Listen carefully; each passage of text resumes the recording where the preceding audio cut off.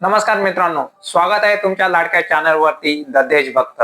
मित्रांनो, जेव्हा मी या व्हिडिओ विषयी माहिती गोळा करत होतो आणि तेव्हा माहिती गोळा करत असल्यानंतर आणि जेव्हा मी या विषयावरती पुन्हा डिटेल्स मध्ये मी माहिती गोळा केली आणि शेवटी जेवढी माहिती आहे याच्यासाठी मी एक खूप चांगलं शीर्षक मला मिळालं आणि ते शीर्षक म्हणजे खरंच महाराष्ट्र हा नवहिंदुत्वाची प्रयोगशाळा बनतो आहे का, हा प्रश्न सर्वांसमोर उभा राहिला आहे.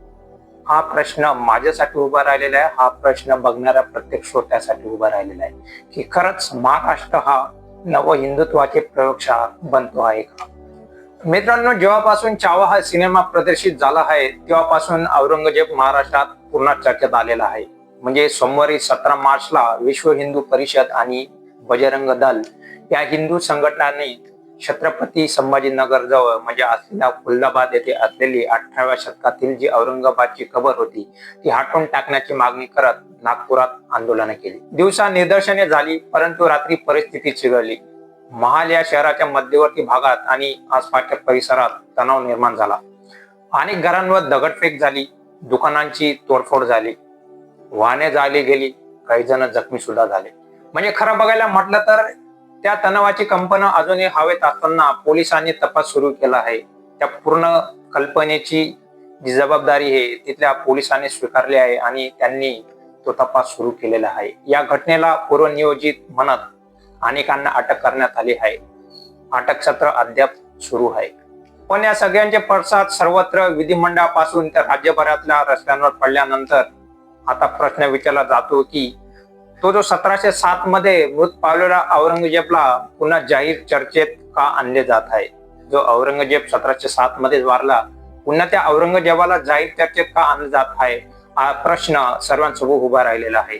म्हणजे खरं धरायला म्हटलं तर ध्रुवीकरणाचे राजकारणात किंवा औरंगजेब बद्दलची जी भावना आहे महाराष्ट्रात काही नवीन नाही.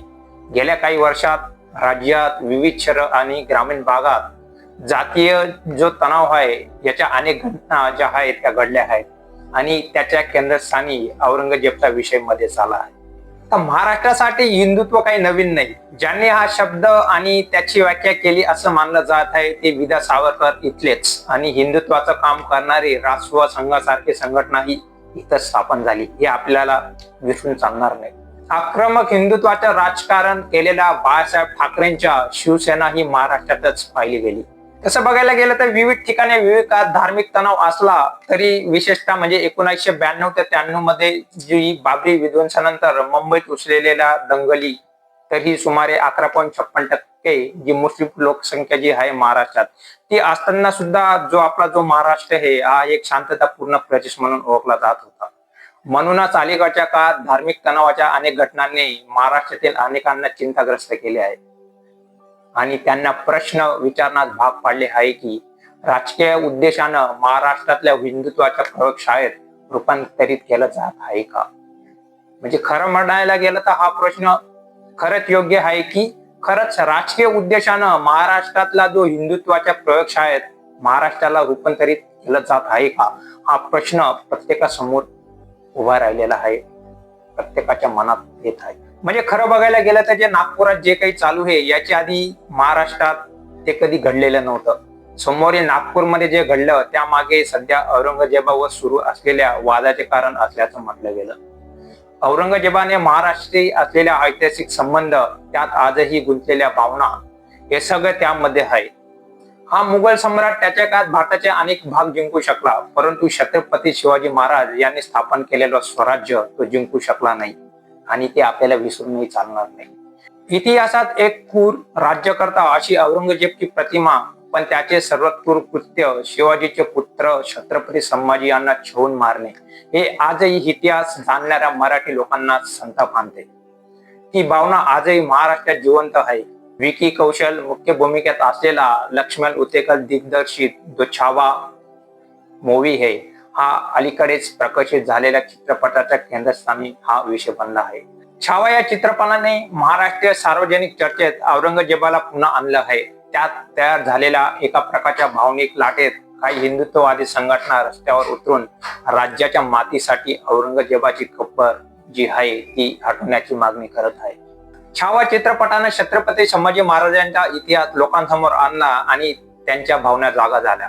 औरंगजेब विरुद्ध जनतेचा रोष समोर येत आहे, पण कायदा आणि सुव्यवस्था राखली पाहिजे, असं मुख्यमंत्री देवेंद्र फडणवीस यांनी विधानसभेत सांगितलं. तथापि राज्यात औरंगजेबचा जो मुद्दा आहे हा काही महाराष्ट्रासाठी काही नवीन नाही आणि त्याची उदाहरणे शोधण्यासाठी आपल्याला इतिहासात खोलवर जाण्याची गरजही नाही. नजीकच्या काळातही ही उदाहरणं आपल्याला भरपूर प्रमाणात सापडतात. 7 जून 2023 रोजी अशा घटनेने कोल्हापूरला सुद्धा एक धक्का बसला होता. काही अल्पवयीन मुलांनी औरंगजेबाची जी प्रतिमा आहे त्यांच्या व्हॉट्सअप स्टेटसवरती ठेवल्याची बातमी पसरताच भरपूर प्रमाणात तणाव वाढला होता. कोल्हापूरचं उदाहरण त्याच्या पुरोगामी इतिहासातील आणि धार्मिक सौंदर्यासाठी काय दिलं जातं, परंतु त्या दिवशी काहीतरी वेगळं घडलं. त्यानंतर दंगलीची परिस्थिती निर्माण झाली, ज्यामुळे पोलिसांनी बळाचा वापर केल्याशिवाय पोलिसांकडे कुठलाही पर्याय उरला नव्हता. तसं बघायला गेलं तर हिंदुत्वाचे वेगवेगळे कालखंड महाराष्ट्रात दिसतात, पण साधारण 1978 पासून नव हिंदुत्व इथे सुरू झालं असं मानलं जातं. पुढे पतित पावन संघटना, हिंदू एकदा आंदोलन, सामाजिक समता, हिंदू सेना अशा वेगवेगळ्या संघटना ज्या आहेत त्या उभ्या राहिल्या. साधारणतः 1999 पर्यंत हा टप्पा दिसतो. त्यापुढे जात संघटनांची चर्चा आणि यांची बांधणी सुद्धा सुरू झाली. हिंदू धर्मातल्या वेगवेगळ्या जातींच्या अनेक छोट्या मोठ्या संघटना तयार झाल्या आणि त्याभोवती राजकारण सुद्धा सुरू झालं. मग त्यानंतर 2014च्या पुढे एक नवीन टप्पा सुरू झाला, ज्याला आपण हिंदुत्ववादाचं पुनर्जीवन असं होणं आपण म्हणू शकतो. आता तसं बघायला गेलं तर या ट्रेंडची आपल्याला अनेक वैशिष्ट्ये दिसतात. म्हणजे त्यातली प्रमुख मागणी आहे की छत्रपती संभाजी महाराजांना धर्मवीर म्हणावं. जातीची आयडेंटिटी आहे ती मागे जावी, यासाठी काय केलं गेलं तर प्रत्येक जातीचं एक प्रतीक हे हिंदुत्वाशी जोडलं गेलं. अजून एक उदाहरण म्हणजे राजमाता अहिल्याबाई होळकर. अशी जी ऐतिहासिक व्यक्तिमत्व आहेत ती हिंदुत्वासाठी लढली असं प्रत्येक महाराष्ट्राच्या व्यक्तीला सांगितलं जात आहे. महाराष्ट्राच्या प्रत्येक व्यक्तीच्या मनावर बिंबवलं जात आहे. यामुळे एक नाविन्याने तयार केलेलं हिंदू अस्तित्वभान आकारलं जात आहे. याला इंग्रजीत आपण कॉन्शियसनेस, हिंदू कॉन्शियसनेस असं म्हणू शकतो. म्हणजे आपला धर्म मुस्लिमांपासून या लोकांनी कसा रक्षण केलं, या लोकांनी मुस्लिमांपासून आपले कसे रक्षण केलं, अशी जी भावना आहे ही महाराष्ट्रातल्या प्रत्येक व्यक्तीवर बिंबवण्यात येत आहे.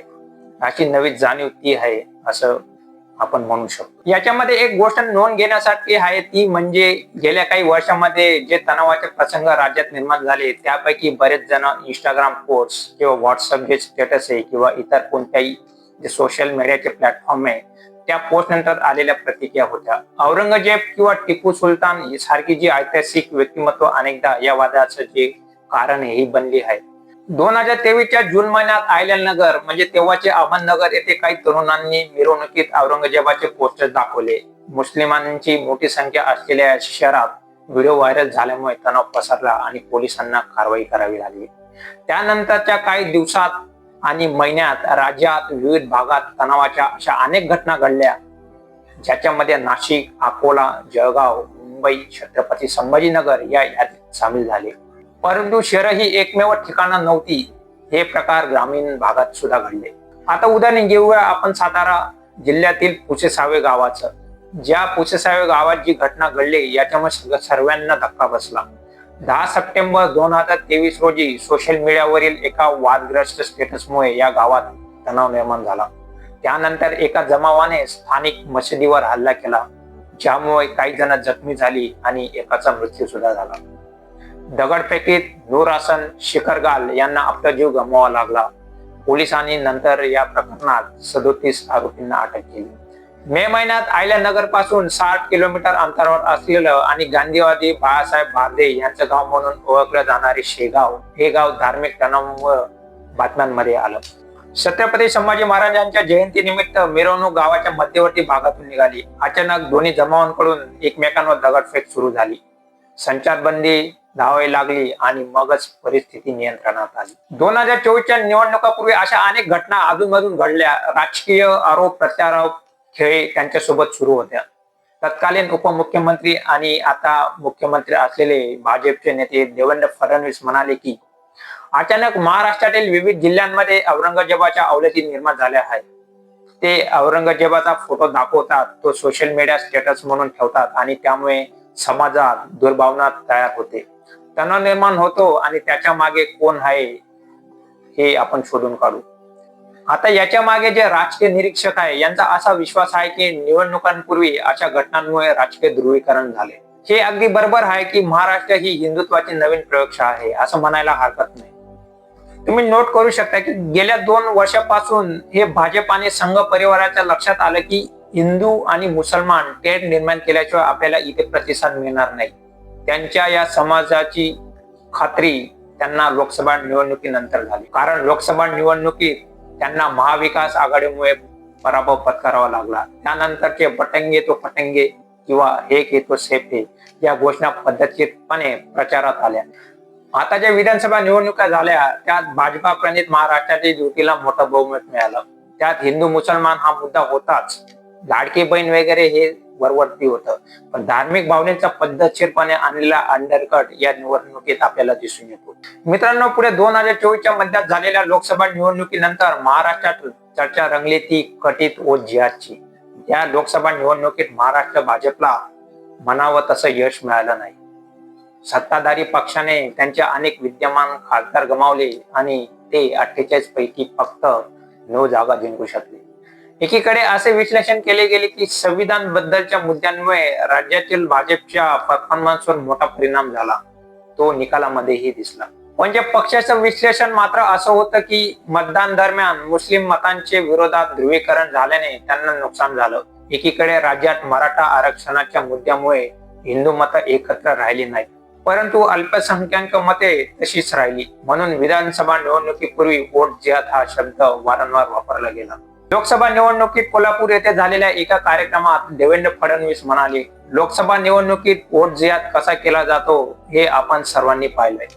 धुळे लोकसभा मतदारसंघातील 5 विधानसभा मतदारसंघांमध्ये आमचा भाजप उमेदवार 1,90,000 मतांनी पुढे होता, पण त्यानंतर मालेगाव मध्य मतदारसंघ येतो आणि आमचा उमेदवार 1,94,000 मतांनी मागे पडतो आणि 4,000 मतांनी निवडणूक हारतो. मालेगाव मध्य हा मुस्लिम बहुल मतदारसंघ आहे. हे उदाहरण देत फडणवीस म्हणाले, काही लोकांना इतका आत्मविश्वास वाढला आहे की त्यांना वाटते की ते संख्येने कमी असले तरी ते एकत्र मतदान करू शकतात आणि हिंदुत्ववाद्यांना पराभूत करू शकतात. राजकीय तज्ञांचं असं म्हणणं आहे की अशा प्रकारच्या हिंदुत्वभोवती फिरणाऱ्या प्रचाराचं आणि त्यामुळे जमिनीवर होणाऱ्या ध्रुवीकरणामुळे सत्ताधारी युतीला फायदा झाला. गेल्या काही वर्षापासून हे सुरू होते. सकल हिंदू समाजाने महाराष्ट्रातील विविध जिल्ह्यांमध्ये 50हून अधिक रॅल्या ज्या होत्या त्या आयोजित केल्या. तेलंगणातील टी राजसिंह सारख्या नेत्याने स्फोटक भाषणे सुद्धा दिली. पोलिसांनी अशा भाषणाविरुद्ध किमान 20 FIR नोंदवल्या आहेत, परंतु एकही प्रकरणाचा पाठपुरावा केला गेला नाही, कारण एकनाथ शिंदे यांच्या नेतृत्वाखाली सरकारने पोलिसांना परवानगी दिली नव्हती. त्यांना का दिली नाही हा खूप मोठा प्रश्न प्रत्येकासमोर उभा राहिला आहे.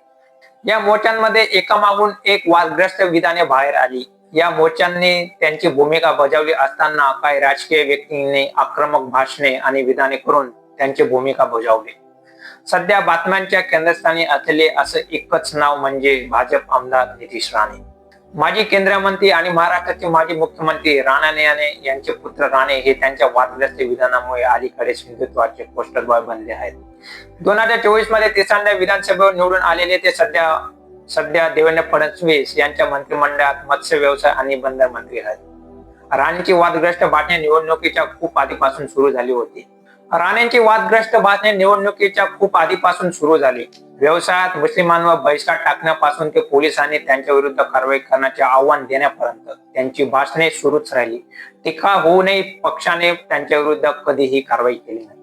ही विधानं निवडणुकीनंतर बहुमतातलं सरकार आल्यानंतरही काही दिवसापूर्वी नितीश राणे यांनी एका सभेत आणखी एक वादग्रस्त विधान केले होते. नितीश राणे आहेत ते म्हणतात की छत्रपती शिवाजी महाराजांच्या सहकार्यांमध्ये कोणत्याही मुस्लिम नव्हता. आपल्याला खोटं सांगितलं जातं की त्यांच्या सहकार्यामध्ये मुस्लिम होते. ते आम्हाला जे सांगतात ते सर्व काही खोटं आहे. हा हिंदू विरुद्ध इस्लामांचा लढा होता असे त्यांनी म्हटलं असल्याचे वृत्त आहे. तथापि त्यांच्याच मंत्रिमंडळातील मंत्र्यांसह अनेकांनी त्यांना जाहीरपणे दुरुस्त केले आहे. राणे यांनी सध्या चालू असलेल्या औरंगजेब वादातही उडी घेतली. कबर हटवण्याच्या समर्थनात म्हटले आहे की त्या क्रूरतेची आठवण करून देणाऱ्या खुणा पुसून टाकल्या पाहिजेत. शेवटी जेव्हा बाबरी मस्जिद पाडण्यात आली तेव्हा आम्ही एकमेकांशी बसून चर्चा केली नाही. आमच्या कारसेवकांनी जे योग्य होतं तेच केलं. नितेश राणेंना तर त्यांच्या प्रक्षोभक भाषणासाठी मंत्रिपद देऊन बक्षीस दिली. मंत्री होऊन सुद्धा त्यांनी मुस्लिमांविषयी आक्षेपार्ह वक्तव्य सार्वजनिक मंचावरून केली. त्यांनी यात्रांमध्ये मुस्लिम दुकानदारांवर बंदी घाला अशी टोम सुरू केली. त्यानंतर मटणासाठी वेगळं मल्हार सर्टिफिकेशन वादच सुरू केला. ते हे सातत्याने करत आहेत. अगोदर कोकणात झालं, मग बाकीकडे पसरलं. या सगळ्याला सरकारचा पाठिंबा आहे असं दिसतं. तर मित्रांनो, महाराष्ट्र हा खरंच नव हिंदुत्वाची प्रयोगशाळा बनतो आहे का? याच्याविषयी तुमचे विचार काय आहेत हे नक्की कमेंट करून लिहा. तर मित्रांनो, तुम्हाला व्हिडिओ चांगला वाटला असेल तर व्हिडिओला जास्तीत जास्त बघा, जास्तीत जास्त लोकांपर्यंत पोहोचवा आणि जास्तीत जास्त व्हिडिओला शेअर करा. आणि प्लीज व्हिडिओला आणि माझ्या चॅनलला सबस्क्राईब करायला विसरू नका. धन्यवाद.